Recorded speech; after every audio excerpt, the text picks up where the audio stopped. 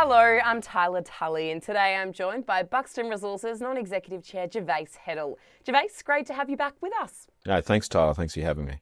So can you start by telling us about the management changes that you announced earlier today, in particular the appointment of Martin Maloney as Managing Director? Certainly. Well, look, Marty has been with the company for 6 years now, and most of that time in the role as Chief Geologist, but the last couple of years he's been CEO and effectively acting as Managing Director for the last couple of years. So this is really formalising something that's been occurring for a couple of years. We've chosen this time because we've had Jared Jacob, who was an IGO appointed director at the time, come on, and Jared's been a fantastic resource for us, but he's just resigned. He's got a new role, I believe, at Sandfire. And so it's a perfect time to promote Marty up to the role as MD, but particularly because we're going to be really driving forward with our strategic vision now, which is doing a lot of early stage exploration across a lot of new projects. And Marty has a great eye for new projects. He's brought in I encourage people to look at the Montello project, which is a high-grade copper project. That's up for next year. Got a lot of great projects next year and really going to push, the next field season on these things. And he's really leading the charge on that, finding these projects, driving the exploration, leading that team. And I think he's absolutely the right man for the job at this point.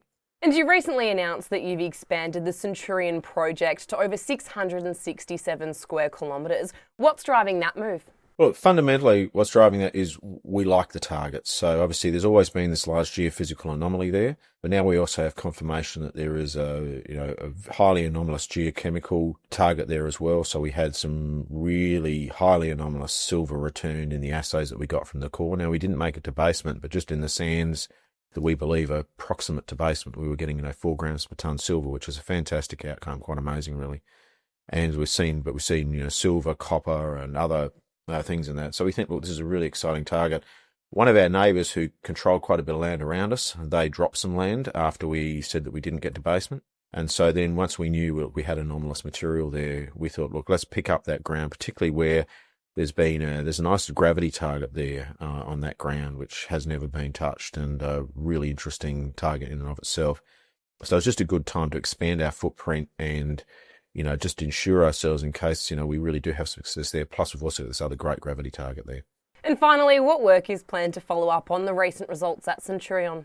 Yeah, sure. Look, we already announced that we'd do some more geophysics on the ground there to try, and our key now is just determining where do we drill next. And our view is that there is some sort of effectively basement hill there where some of this mineralisation has rolled down the hill towards where we drilled, and we want to find the top of that hill and obviously find the guts of this mineralised system, assuming it's there, where the silver, etc., is coming from, and find this thing. So we're going to use potentially a couple of techniques. The first thing we're actually going to do is use some passive seismic, primarily because it's quite useful for this, but also it is quite cheap. So we're going to do that first. We did talk about doing an MT survey. We'll do the passive seismic first, see then if we're going to follow up with the MT survey.